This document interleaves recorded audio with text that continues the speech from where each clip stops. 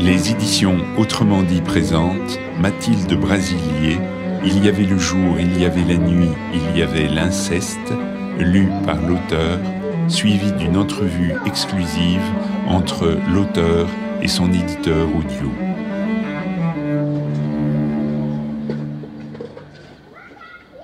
Je savais plier les genoux très vite. Fabien aussi. P frappait sur nous à coups redoublés. Je me rappelle la peur qu'avait Fabien quand P articulait l'index sentencieux. Mais quel était le caractère gratuit de ces jeux? La vie, elle était difficile à vivre. Il était plus facile de rester prisonnier que de s'évader. Les maisons de carton, c'est le cimetière des condamnés à mort, où le lendemain était souvent un matin d'exécution. P exécutait une action dont il savait très bien qu'il ferait tuer des otages innocents. Je n'ai pas eu le temps d'avoir 5 ans.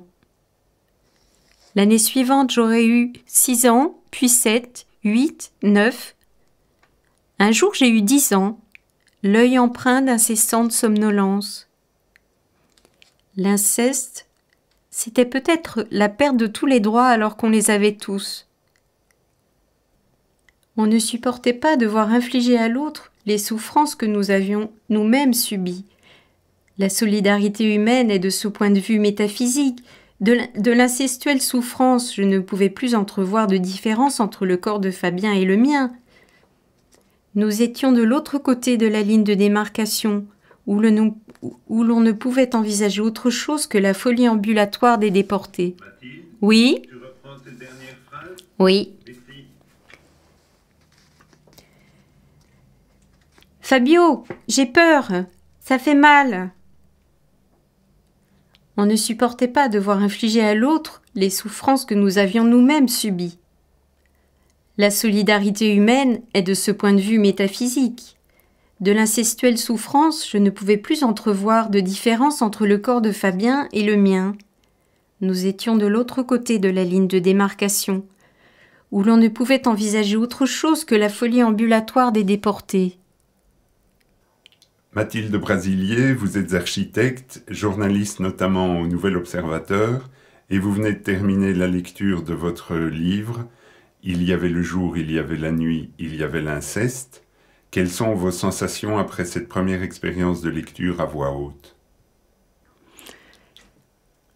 Sensations déjà très positives et je trouve que cette lecture anime le texte et le rend vivant. Je trouve que c'est extrêmement intéressant. Ça donne du relief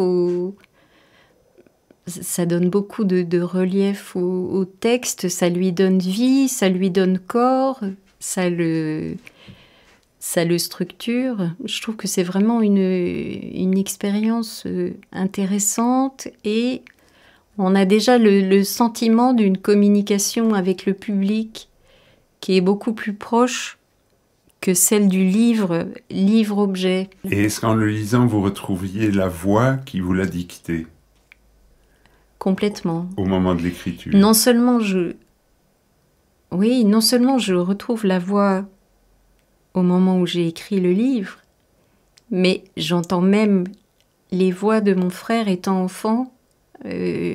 J'entends une résonance avec la réalité que j'ai vécue. Donc ça va même au-delà, plus que quand c'est écrit sur le papier.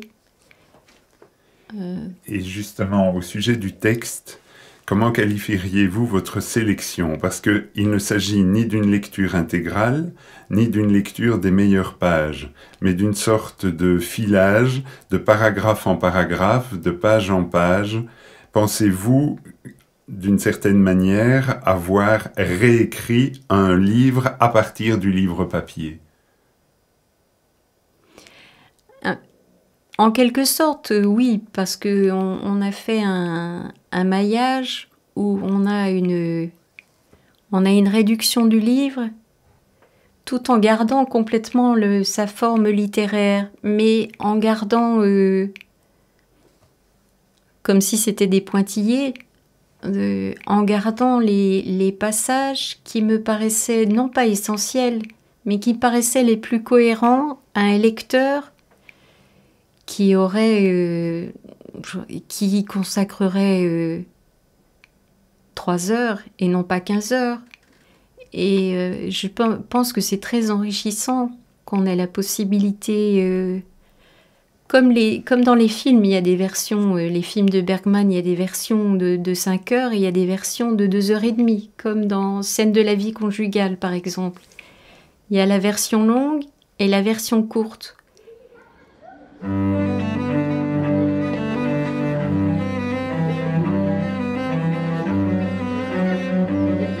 Vous venez d'entendre « Il y avait le jour, il y avait la nuit, il y avait l'inceste » de Mathilde Brasilier, interprétée par l'auteur, suivie d'une entrevue exclusive entre Mathilde Brasilier et Jean Lieffrig, le fondateur des éditions Autrement dit. Retrouvez l'ensemble de nos titres sur autrement-dit.net où vous sont offerts des extraits sonores, des vidéos d'enregistrement et des critiques de journalistes indépendants.